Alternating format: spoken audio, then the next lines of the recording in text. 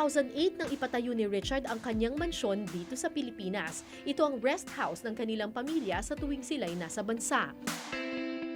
Atraksyon ang authentic Igorot house na ito sa pool area na nag-round trip pa mula sa Inglaterra. Ito ang Ifugao House na nanggaling ng England sa United Kingdom. Bakit nanggaling? Dahil sa noon, yung British Museum of Mankind, pumunta sila doon sa Ifugao at binili na dito. Katapos ipina-ship doon sa England at ginamit nila sa program sila ng Stairways to the Sky.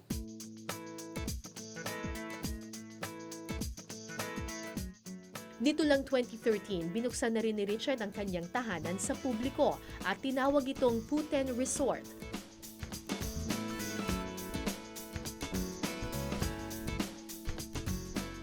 Bukod dito, marami na ring naipundar na negosyo si Richard. Hello po, ito po ang townhouse namin na pinatayo ko ng 2000. Ito ang unit ko. Gusto kong kung may uupa, at least doon ako kikita ng income ko para mabuhay. Malaking sakripisyo at panahon ang ginugol ni Richard bago malasap ang tinatamasa niyang tagumpay sa ngayon. Ang dating pinagtatrabahuang estasyon bilang pulis sa Baguio, kanya ring binisita. Maraming salamat sa Police Department dahil sa nagtatrabaho ako, nakadestino ako sa Investigation Division. Ako ang isang investigador na detective, pagkatapos nag-aaral ako ng abogado.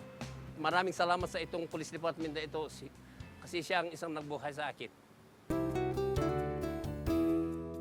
Higit sa mga material na bagay, itinuturing na kayamanan ni Richard ang kanyang pamilya. Katunayan, ang kanyang dalawang anak ang nagpapatuloy ngayon sa kanyang pangarap na maging abogado.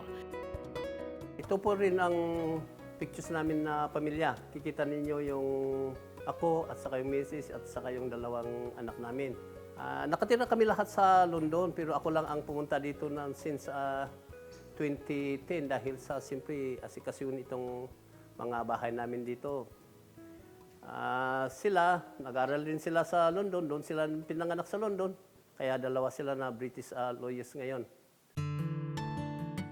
Sa kasalukuyan, nakabase sa London si Richard kasamang kanyang pamilya, pero nito lang nakaraang taon, nagdesisyon siyang magbalik bansa at mamalagi sa Pilipinas.